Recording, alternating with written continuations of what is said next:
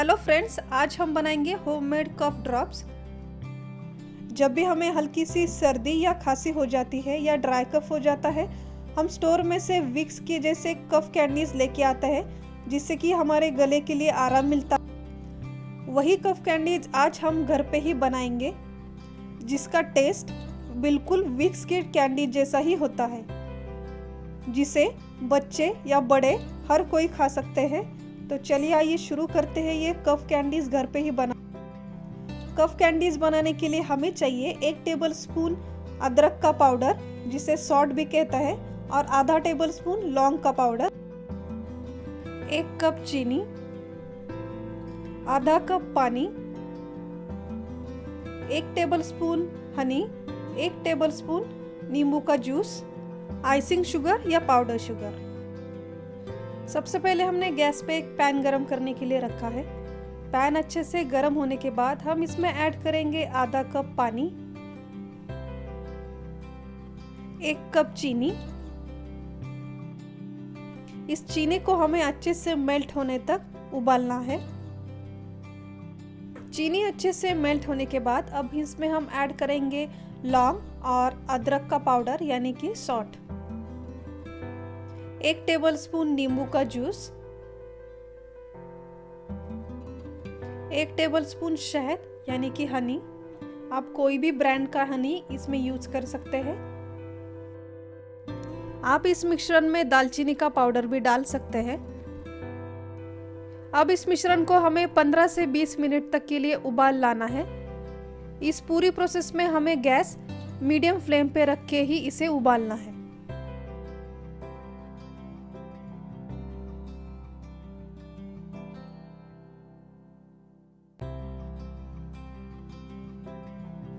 पंद्रह मिनट के बाद आप देख सकते हैं इसकी कंसिस्टेंसी थिक हो गई है और इसका कलर भी चेंज हो गया है।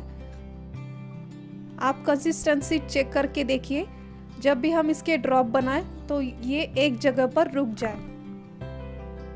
गैस बंद करने के बाद इस मिश्रण में आप जेस्टमद का भी उपयोग कर सकते हैं, जो खांसी के लिए बहुत ही अच्छा होता है।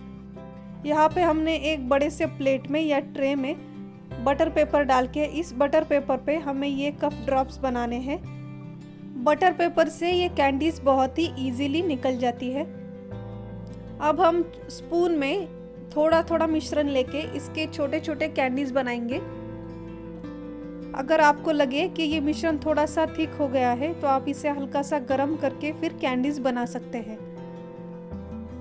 ये मिश्रण बहुत ही गर्म होता है, तो आप बनाते वक्त केयरफुली बनाएं। कैंडीज अब तैयार है। अब इसमें हम थोड़ा सा आइसिंग शुगर या चीनी का पाउडर स्प्रेड करेंगे। इससे ये कैंडीज चिपकती नहीं है और निकलने में भी बहुत आसानी होती है।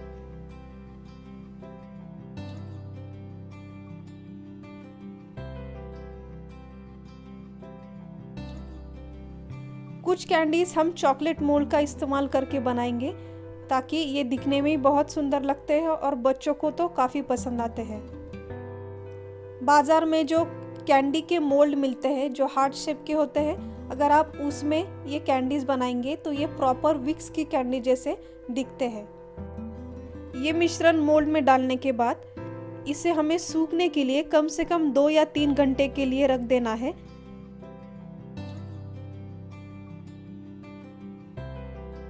दो घंटे के बाद अब हम ये कैंडीज निकालेंगे।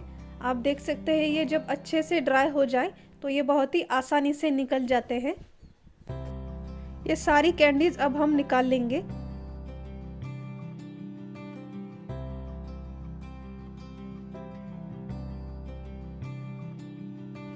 हमारे कैंडीज अब तैयार है। आप इसे बहुत सारे पाउडर शुगर के साथ ही रखें ताकि ये चिपके नहीं। अब हमने जो मोल्ड में कैंडीज बनाए थे अब हम वो निकालेंगे।